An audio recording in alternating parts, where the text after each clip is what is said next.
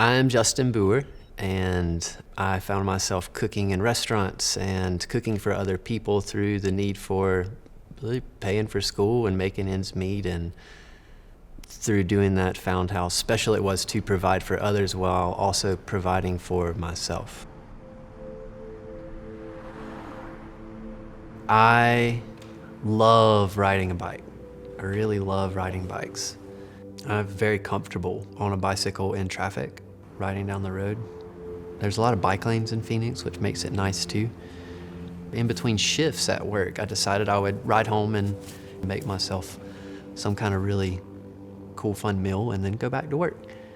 As I was cruising down the bike lane, someone just so happened to bloop, just pull out and stop right in front of me. And I was going pretty fast. As an avid cyclist, you know, that's what I did. I would ride quickly around town to get where I needed to go.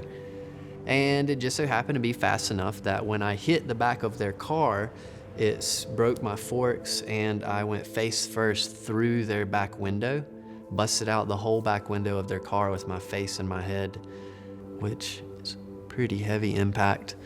Flipped over the car, and by reading the police reports, that I flipped all the way over the car, past the hood, and scorpioned in the street, which is when you hit your face and then your legs flip over. And then the next thing that I remember was someone coming out, and you know, there's a crowd of people. It just so happened to be in front of one of the biggest bus stops at Arizona State University. So it's a huge school, tons of people.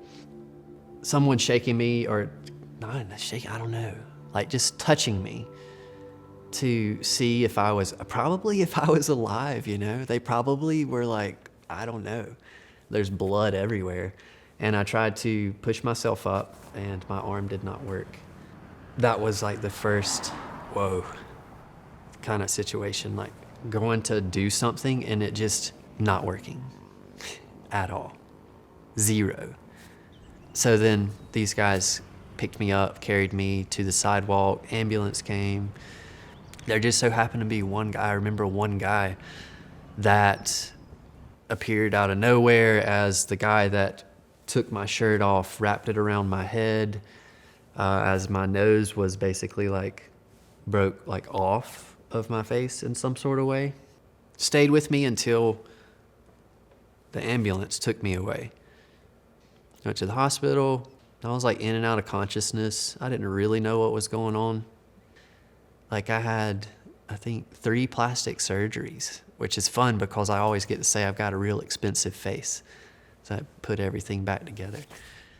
The confident side of me was that like I would go right back to school immediately, but I couldn't read.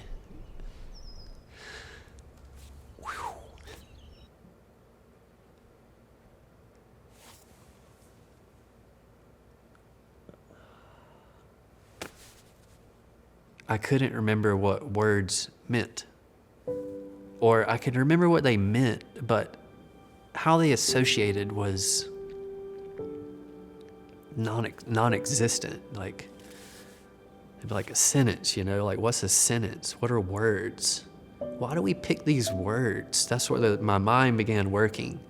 It was like I returned to being a kid, but I had a lot more understanding and questions about what was going on instead of just taking it in.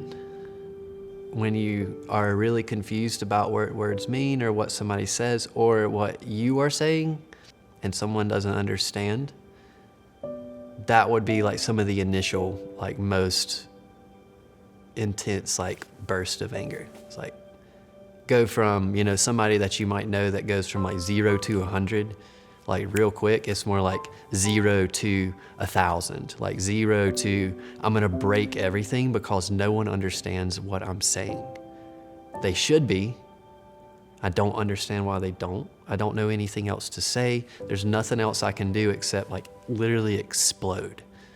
And I don't know how many, during like the process of 5-6 months, I can't tell you how many phones I not threw and busted, but literally like, you know, lay on a table and like smash them.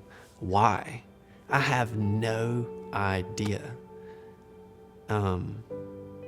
accept that it's just rage. It's like pure, confused rage of wanting to be understood. But basically, I had a severe brain injury and had to drop out of school. I had to, instead of going the route that basically all the doctors told me, which was speech therapy for 3 years, physical therapy for minimum 3 years, all these different mood doctors, and go take tests, take CAT scans once a month for 3 years, MRIs, not be able to use my arm for probably 2-3 years, not be able to get around, provide for myself. I was like, I don't think so. I don't accept that. I kind of went back to that root of I'm responsible for myself. I can do something different. I can figure out what is actually causing the confusion, what is causing the extreme anger. And so from one side, for the physical body, it was deep research, watching my body, learning about nutrition, from digestion to how to build muscles, how to rebuild nerve pathways within my body because my nerves were severed in my arm. The things that doctors told me that I would not be able to do, in 3 months, I was able to do 100 push-ups. I can't do that now. I was able to go back to school. I was able to go to Europe and travel for 3 months without a plan and go work in 3 different restaurants in Italy, Switzerland, and Croatia. But that same more emotional side was still traumatized. There was still some, insane trauma attached to all of it that I could not really figure out how to get to.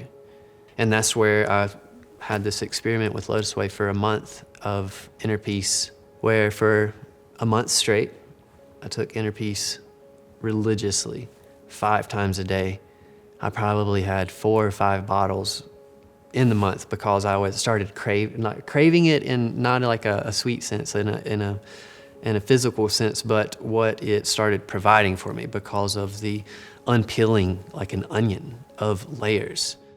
When rage, confusion, anger would come up in situations, it was like I could pull myself out and notice that it was going to happen.